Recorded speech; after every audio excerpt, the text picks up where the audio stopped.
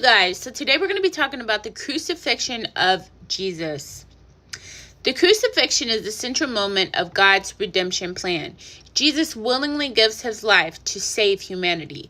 We see this happen in Matthew 27, Mark 15, Luke 23, John 18 and 19, Isaiah 53, and 1 Peter 2 and 24. Jesus is arrested in Gethsemane after praying in deep agony. Jesus is betrayed by Judas and is arrested.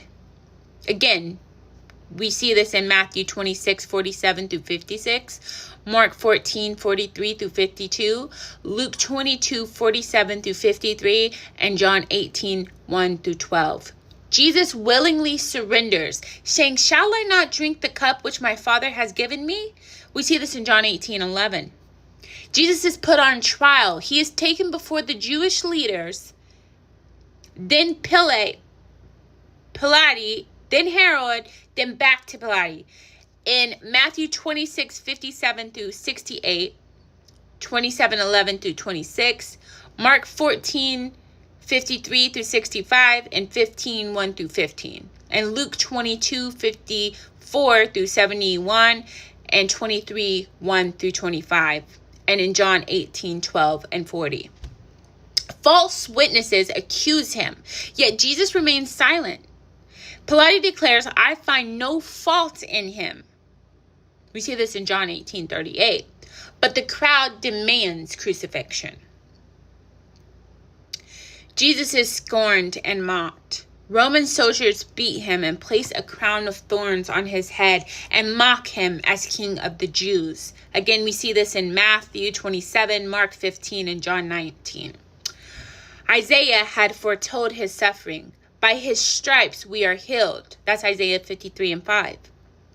Jesus carries his cross. Jesus is led to Golgotha. Simon and Cyrene is compelled to help him carry the cross. We see this in Matthew, Mark, Luke, and John. Jesus is crucified at Golgotha, and Jesus is nailed to the cross between the two criminals. Words spoke on the cross that we hear from Jesus was, "Father, please forgive them." Right? Because they know not what they do, right? This is one that we know. We see this in Luke 23.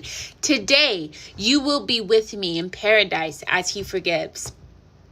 "Women, behold your son. My God, why have you forsaken me? I thirst, and it is finished. Father, into your hands I commit my spirit."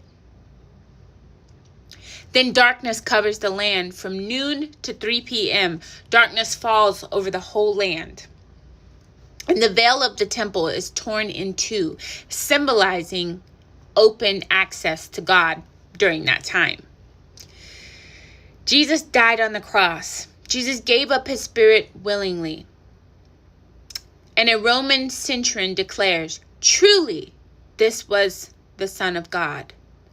Jesus' side is pierced. A soldier had pierced his side, fulfilling the prophecy.